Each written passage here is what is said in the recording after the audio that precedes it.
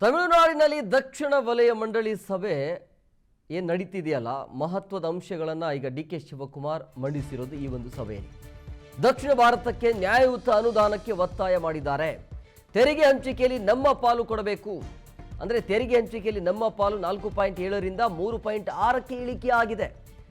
ದೇಶದ ಜಿಡಿಪಿಗೆ ದಕ್ಷಿಣ ಭಾರತದ ಕೊಡುಗೆ ಅಪಾರವಾದದ್ದು. ದಕ್ಷಿಣ ಭಾರತದ ಕೊಡುಗೆ ಇರೋದು 33%. ಭಾರತದ ಆರ್ಥಿಕತೆಯ ಕರ್ನಾಟಕದ ಪಾತ್ರ ಪ್ರಮುಖವಾದದ್ದು. ಸಾಫ್ಟ್ವೇರ್ ರಫ್ತಿನಲ್ಲಿ ಕರ್ನಾಟಕ ಪ್ರಥಮ ಸ್ಥಾನದಲ್ಲಿದೆ. 1971ರ ಜನಸಂಖ್ಯೆ ಆಧಾರದಲ್ಲಿ ಕ್ಷೇತ್ರ ಮರು ವಿಂಗಡಣೆ ಆಯಿತು. ಕರ್ನಾಟಕ ಹೆಚ್ಚುವರಿ ರೈಲ್ವೆ ಯೋಜನೆಗಳಿಗೆ ಒತ್ತಾಯ ಕೂಡ ಮಾಡಿರೋದೀಗ. ನಮ್ಮ ಆರ್ಥಿಕ ತೂಕಕ್ಕೆ ತಕ್ಕ ರಾಜಕೀಯ ಧ್ವನಿಯೂ ಕೂಡ ಇರಬೇಕಾಗತ್ತೆ.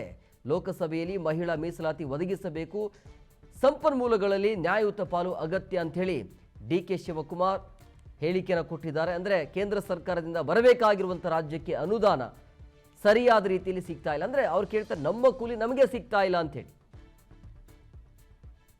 ರಾಜ್ಯ ಬಲಿಷ್ಠ ಆದರೆ ದೇಶ ಬಲಿಷ್ಠ ಆಗುತ್ತೆ ಅನ್ನುವಂಥ ಸಂದೇಶ.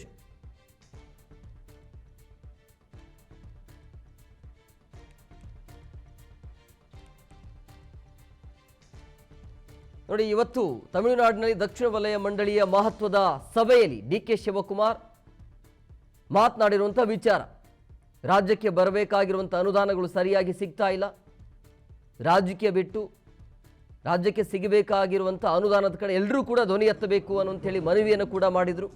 ರಾಜ್ಯ ಬಲಿಷ್ಠ ಆಗಬೇಕಾಗುತ್ತೆ, ರಾಜ್ಯ ಬಲಿಷ್ಠ ಆಗಬೇಕು ಅಂತ ಹೇಳಿದರೆ ಭಾರತ ಬಲಿಷ್ಠ ಆಗುತ್ತೆ. ನಮಗೆ ಸಿಗಬೇಕಾಗಿರುವಂಥ ಅನುದಾನ ಸಿಗ್ತಾ ಇಲ್ಲ, ನಾವು 100 ರೂಪಾಯಿ ಕೊಡ್ತಾ ಇದ್ದೀವಿ, ಬರೀ ಸಿಗ್ತಾ ಇರೋದು ಕೇವಲ 7-8 ರೂಪಾಯಿ ಮಾತ್ರ. ಹಾಗಾದರೆ ಹೆಂಗೆ ಇದು ಅನ್ನೋ ರೀತಿಯಲ್ಲಿ ಮಾತನಾಡಿದರು. ಸೊ ಹಂಗಾಗಿ ಕೇಂದ್ರ ಸರ್ಕಾರಕ್ಕೆ ಡಿ.ಕೆ. ಶಿವಕುಮಾರ್ ಇವತ್ತು ಮನವಿಯನ್ನು ಮಾಡಿದರು. ಈಗ ಹೆಚ್ಚು ನಾವು ತೆರಿಗೆಯನ್ನು ಕಟ್ತಾ ಇದ್ದೀವಿ, ಕೇಂದ್ರ ಸರ್ಕಾರಕ್ಕೆ ಹೆಚ್ಚು ಪಾಲು ಹೋಗ್ತಾ ಇದೆ.